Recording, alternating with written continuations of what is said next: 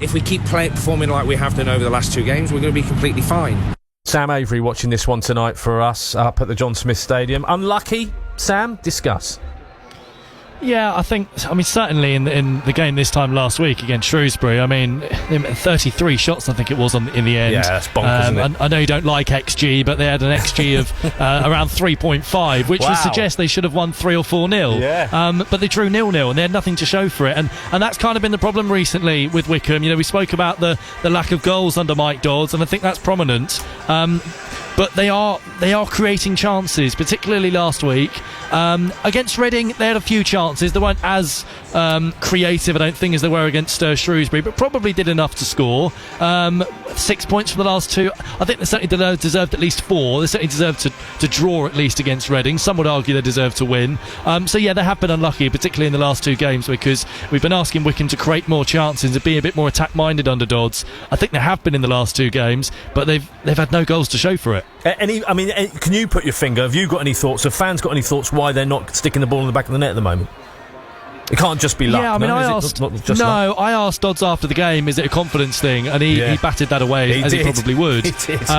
But I think that is a point. I think, we've spoken a bit about how the players are going to be feeling the pressure. Now it's the business end of the season, and I do feel like watching Richard Kone play, the weight of the world is on his shoulders at this stage of the season, because every time we can go forward, all eyes are on Kone. What can Kone do? Can Kone get the goal? Can Kone score the winning goal? Can he be the man of the moment? And you have to remember, he's just 21. Okay, he's had a brilliant season, but other players need to start chipping in, I think. Fred Onyedinma's not scored since mid-December.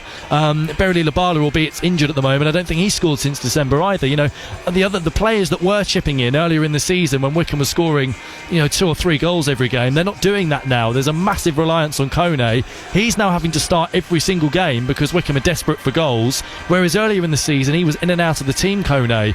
And I do wonder whether he just looks a little bit tired, and he's snatching at chances as well. He's not the only one, but there's this almost desperation to score, and they're lacking a bit of composure in front of goal as a result of that. And it's kind of a vicious cycle, isn't it? With every game they don't score, there's more and more desperation to score, and then they're snatching at even more chances. So they could do with a few goals tonight, Wycombe, certainly. Sam, have the fans fully taken to Mike Dodds?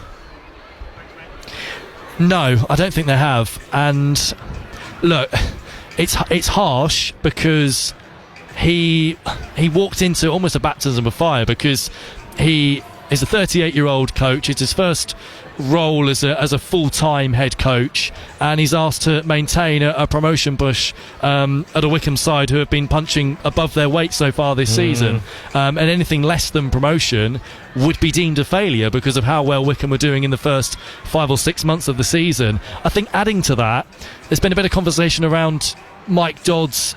Sort of prior to his appointment, there was no affiliation with Wycombe. When you think that Matt Bloomfield was appointed, having been a player for 15, 20 years, Ainsworth was appointed as manager a decade before that, having been a player. There's been no affiliation to Mike Dodds prior to his appointment, so fans aren't necessarily getting behind him very soon in the way that they did again for Bloomfield and Ainsworth, and that's harsh. It's really harsh, and I think in a lot of games that they've had under Dodds so far, they have been unlucky, but they've got to start turning these chances, and that XG that I talked about, and even Mike Dodds mentioned it after the Reading game, they've got to turn those into goals, and then those goals into wins.